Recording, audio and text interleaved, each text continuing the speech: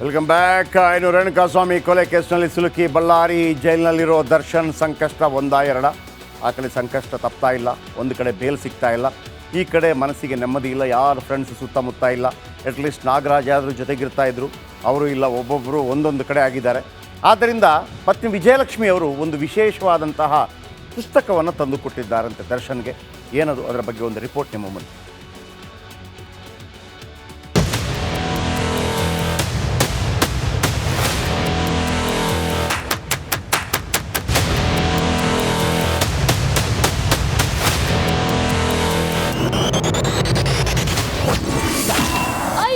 ಕೈ ಹಿಡಿಯುತ್ತಾನ ಹನುಮಾನ್.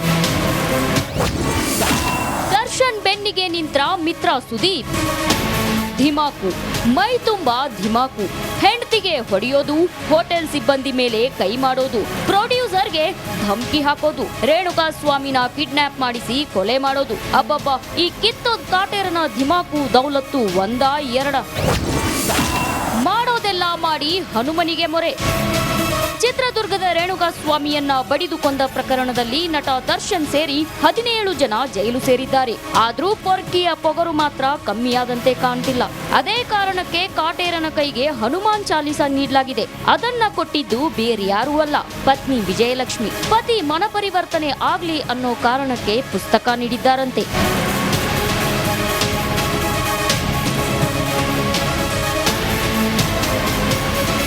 ಪುಸ್ತಕ ಬರ್ತಿದ್ದಂತೆ ಜೈಲು ಸಿಬ್ಬಂದಿ ಎಲ್ಲವನ್ನ ಪರಿಶೀಲಿಸಿ ಬಳಿಕ ದರ್ಶನ್ಗೆ ಹನುಮಾನ್ ಚಾಲಿಸ ಪುಸ್ತಕ ನೀಡಿದ್ದಾರೆ.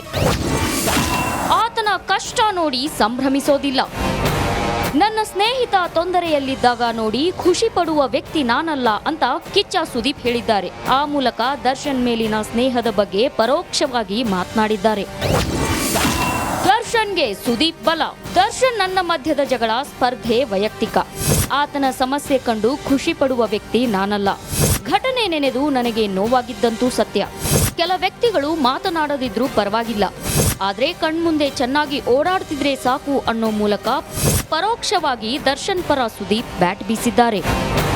ಮಾಡಿದ್ದುಣ್ಣೋ ಮಾರಾಯ ಅನ್ನೋ ಗಾದೆ ಮಾತು ಅಕ್ಷರಶಃ ಸತ್ಯ ಅನ್ಸುತ್ತೆ.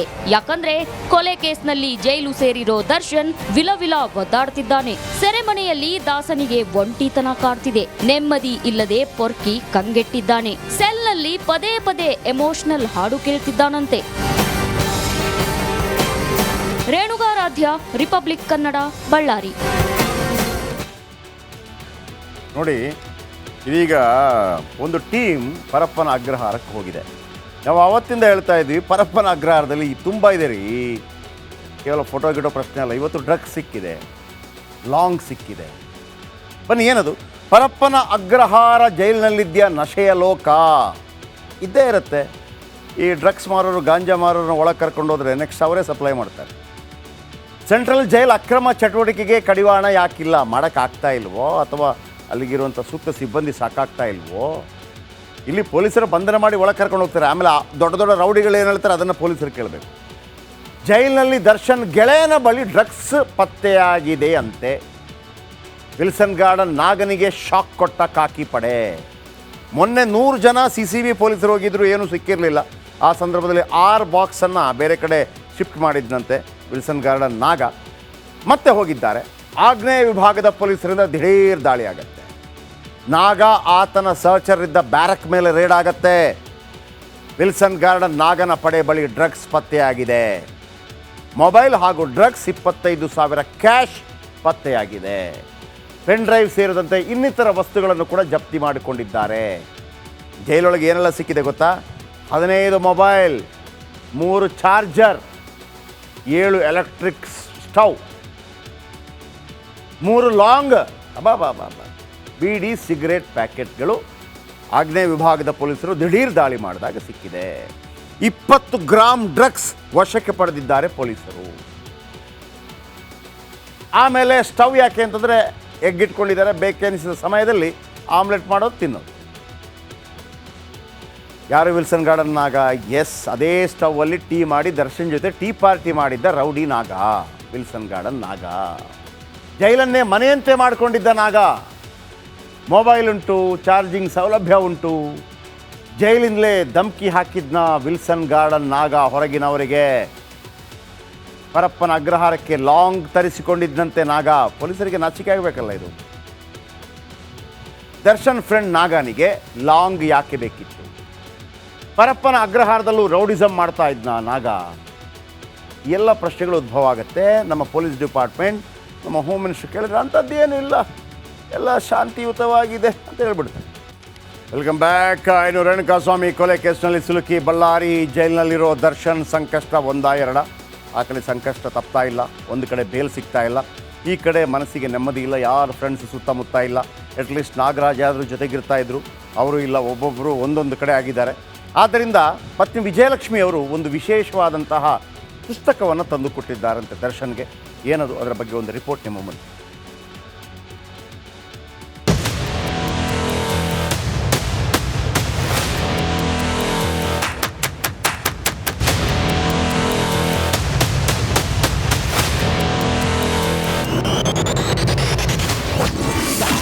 ಅಯ್ಯನ ಕೈ ಹಿಡಿಯುತ್ತಾನ ಹನುಮಾನ್.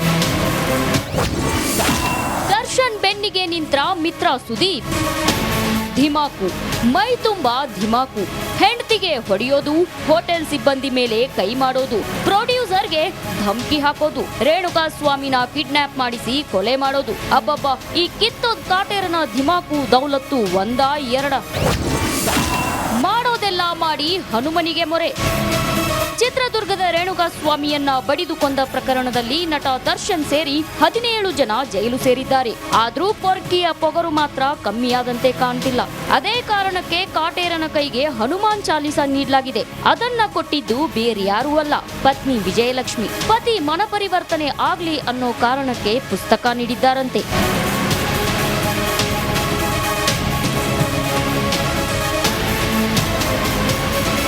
ಪುಸ್ತಕ ಬರ್ತಿದ್ದಂತೆ ಜೈಲು ಸಿಬ್ಬಂದಿ ಎಲ್ಲವನ್ನ ಪರಿಶೀಲಿಸಿ ಬಳಿಕ ದರ್ಶನ್ಗೆ ಹನುಮಾನ್ ಚಾಲಿಸ ಪುಸ್ತಕ ನೀಡಿದ್ದಾರೆ. ಆತನ ಕಷ್ಟ ನೋಡಿ ಸಂಭ್ರಮಿಸೋದಿಲ್ಲ.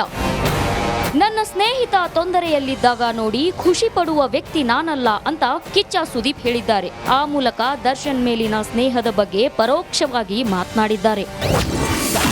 ದರ್ಶನ್ಗೆ ಸುದೀಪ್ ಬಲ. ದರ್ಶನ್ ನನ್ನ ಮಧ್ಯದ ಜಗಳ ಸ್ಪರ್ಧೆ ವೈಯಕ್ತಿಕ. ಆತನ ಸಮಸ್ಯೆ ಕಂಡು ಖುಷಿ ಪಡುವ ವ್ಯಕ್ತಿ ನಾನಲ್ಲ. ಘಟನೆ ನೆನೆದು ನನಗೆ ನೋವಾಗಿದ್ದಂತೂ ಸತ್ಯ. ಕೆಲ ವ್ಯಕ್ತಿಗಳು ಮಾತನಾಡದಿದ್ರೂ ಪರವಾಗಿಲ್ಲ, ಆದ್ರೆ ಕಣ್ಮುಂದೆ ಚೆನ್ನಾಗಿ ಓಡಾಡ್ತಿದ್ರೆ ಸಾಕು ಅನ್ನೋ ಮೂಲಕ ಪರೋಕ್ಷವಾಗಿ ದರ್ಶನ್ ಪರ ಸುದೀಪ್ ಬ್ಯಾಟ್ ಬೀಸಿದ್ದಾರೆ.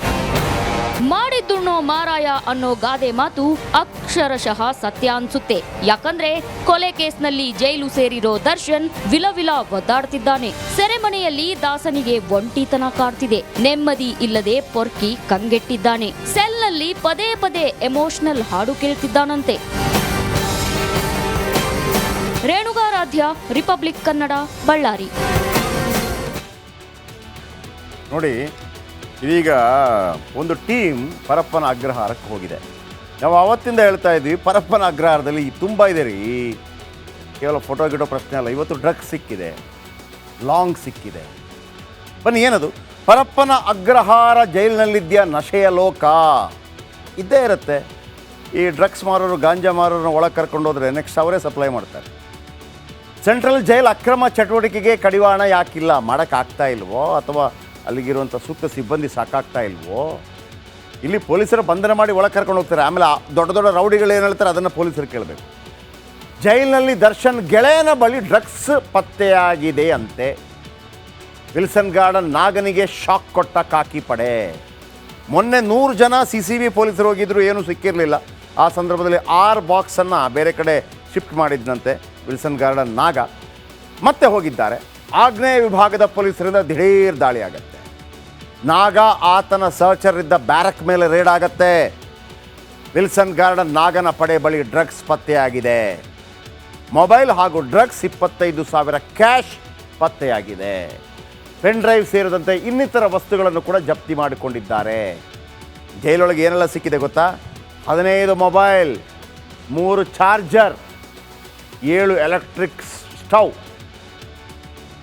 3 ಲಾಂಗ್ ಬೀಡಿ ಸಿಗರೇಟ್ ಪ್ಯಾಕೆಟ್ಗಳು ಆಗ್ನೇಯ ವಿಭಾಗದ ಪೊಲೀಸರು ದಿಢೀರ್ ದಾಳಿ ಮಾಡಿದಾಗ ಸಿಕ್ಕಿದೆ. 20 ಗ್ರಾಮ್ ಡ್ರಗ್ಸ್ ವಶಕ್ಕೆ ಪಡೆದಿದ್ದಾರೆ ಪೊಲೀಸರು. ಆಮೇಲೆ ಸ್ಟವ್ ಯಾಕೆ ಅಂತಂದರೆ ಎಗ್ ಇಟ್ಕೊಂಡಿದ್ದಾರೆ, ಬೇಕೆನಿಸಿದ ಸಮಯದಲ್ಲಿ ಆಮ್ಲೆಟ್ ಮಾಡೋದು ತಿನ್ನೋದು.